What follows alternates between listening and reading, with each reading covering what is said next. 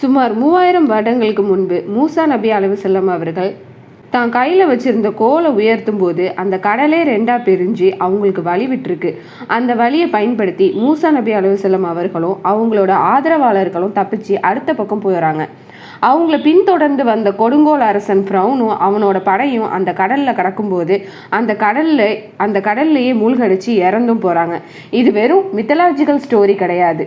இந்த நிகழ்வு உண்மையான சம்பவம்னு நிரூபிக்கிற வகையில் 3000 வருடங்களுக்கு முன்பு கடலில் மூழ்கடிக்கப்பட்ட ஃப்ரௌனோட உடல் இப்போ மீண்டும் கரை ஒதுங்கியிருக்குன்னு சொன்னால் நீங்கள் நம்புவீங்களா? ஆனால் அதுதான் உண்மை.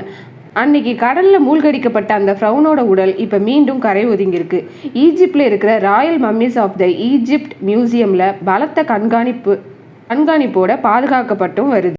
இதில் இன்னொரு விஷயம் என்னென்னா, கரை ஒதுங்கின ஃப்ரௌனோட உடலில் உள்ள உள் உறுப்புகள் மற்றும் வெளி உறுப்புகள் எதுவுமே அழுகாமல் அப்படியே இருந்திருக்கு.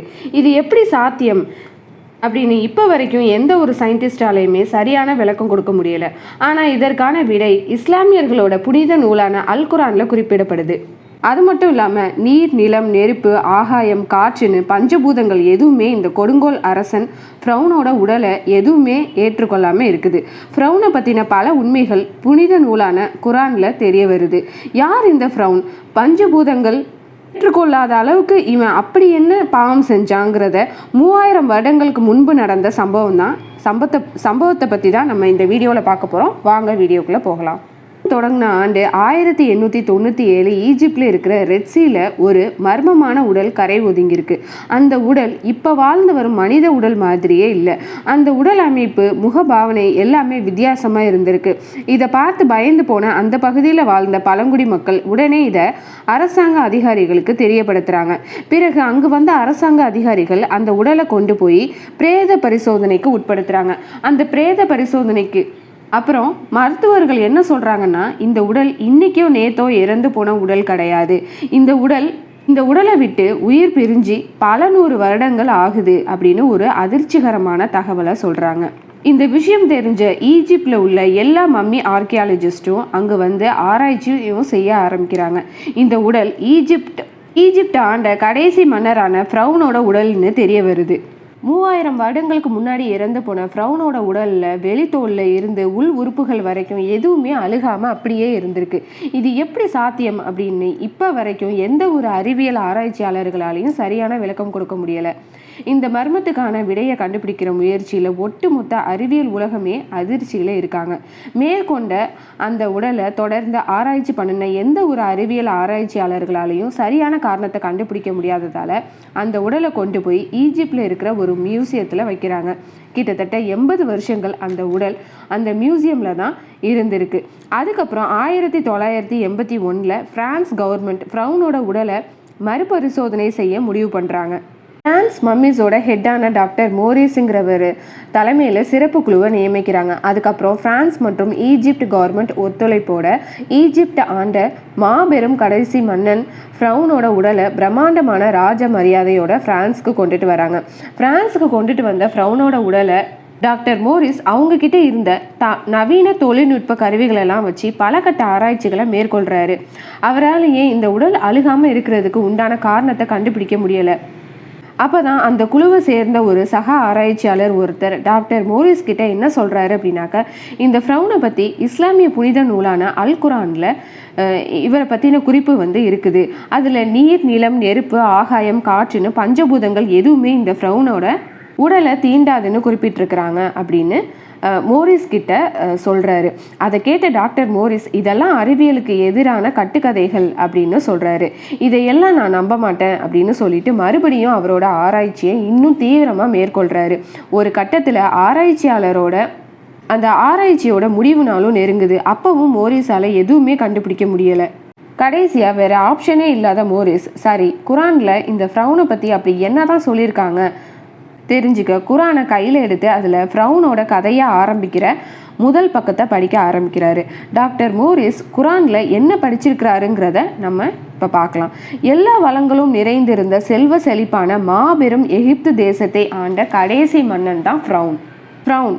ஒரு மன்னன் எப்படியெல்லாம் இருக்கக்கூடாதோ அப்படியான கொடூரமான எண்ணங்களை கொண்ட ஒரு மோசமான மன்னனாக இருக்கிறாரு.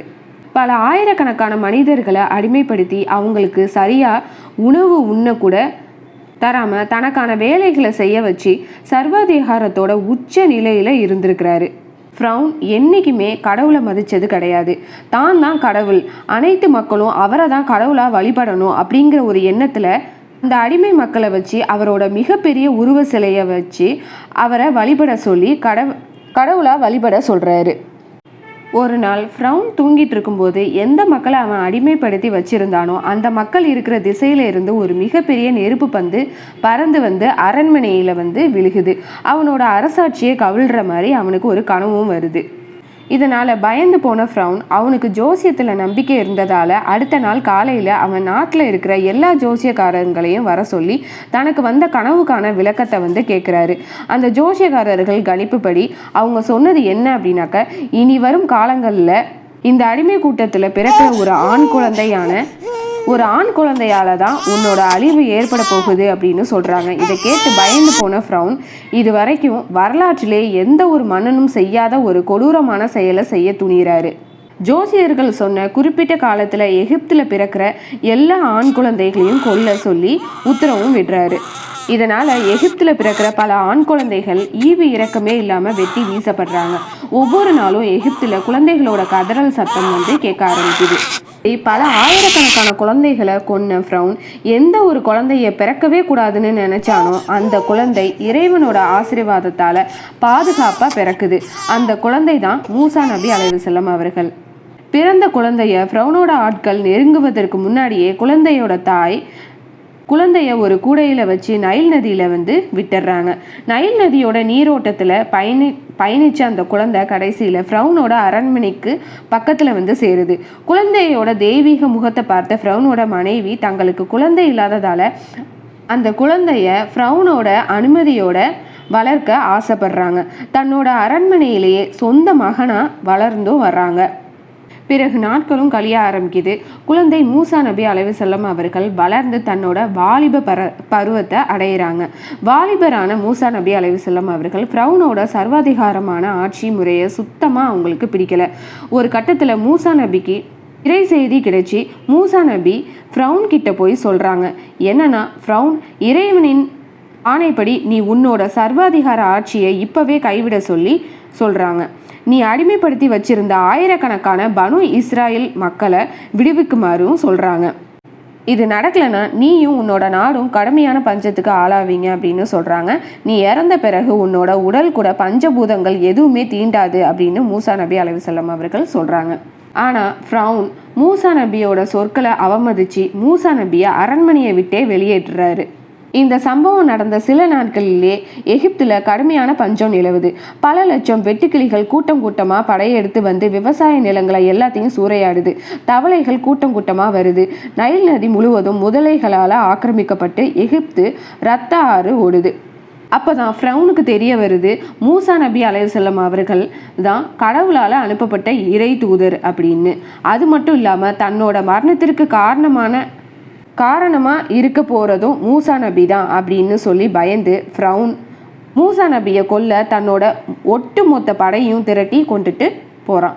இறைவனோட அருளால் இதெல்லாம் முன்கூட்டியே தெரிஞ்சுக்கிட்ட மூசா நபி அலைஹிஸ்ஸலாம் அவர்கள் ஃப்ரௌன் அடிமைப்படுத்தி வச்சிருந்த பனு இஸ்ராயல் மக்கள் அனைவரையும் கூட்டிக்கிட்டு எகிப்தை விட்டே வெளியேற ஆரம்பிக்கிறாங்க. ஃப்ரௌனும் அவனோட படைகளும் மூசா நபியை கொல்ல பின்தொடர்ந்து போகிறாங்க. ஒரு கட்டத்தில் முன்னாடி கடல், பின்னாடி ஃப்ரௌனும் அவனோட படையும் நெருங்குறாங்க.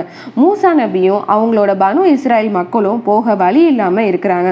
அவங்களுக்கு இப்போ ரெண்டே வழி தான் இருக்குது. ஒன்று அந்த செங்கடலை கடந்து அந்த பக்கம் போகணும், இல்லைனா ஃப்ரௌனோட கையில் இறந்து போகணும். மரணத்தோட விளிம்பில் இருந்து அந்த மக்களோட கண் முன்னாடி ஒரு மிகப்பெரிய அதிசயம் நடக்குது. இறைவனோட கட்டளைப்படி மூசா நபி தன்னோட கையில் வச்சிருந்த தன்னோட கைத்தடியை உயர்த்த ஆர்ப்பரிச்சிட்டு இருந்த அந்த செங்கடல் இரண்டா பிளந்து அவங்களுக்கு வழி விடுது. அந்த வழியை பயன்படுத்தி மூசா நபியும் அவங்களோட ஆதரவாளர்களும் தப்பிச்சு போய் அடுத்த பக்கத்தோட கரையை சேர்றாங்க. அவங்க தப்பிச்சு போகிறத பார்த்த ஃப்ரௌனும் அவங்கள பின்தொடர்ந்தே அவங்கள கொன்னே ஆகணும்னு சொல்லி வெறியோட அவனோட படையோட கூட்டிட்டு அந்த கடல் வழியே முன்னேறி வர்றாங்க. இதை பார்த்த மூசா நபி அந்த கைத்தடியை ஓங்கி தரையிலே அடிக்கிறாங்க. அடித்த அடுத்த நொடியே இரண்டா பிரிஞ்சிருந்த கடல் ஒன்று சேருது.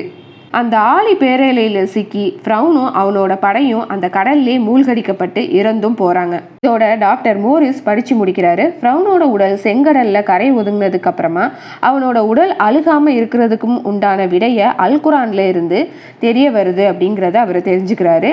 இப்போ டாக்டர் மோரிஸ்க்கு குரான் மேலே நம்பிக்கையும் ஏற்படுது. பிறகு குரானை முதல்ல இருந்து முழுசாக படிக்க தொடங்குறாரு Maurice. The Quran and the modern science அப்படிங்கிற ஒரு புத்தகத்தையும் வெளியிட்டு கடைசியில் டாக்டர் மோரிஸ் முஸ்லீமாக கன்வெர்ட் ஆகிறாரு. இதோட இந்த வீடியோவை முடிக்கிறேன். வேற ஒரு வீடியோவில் பார்க்கலாம்.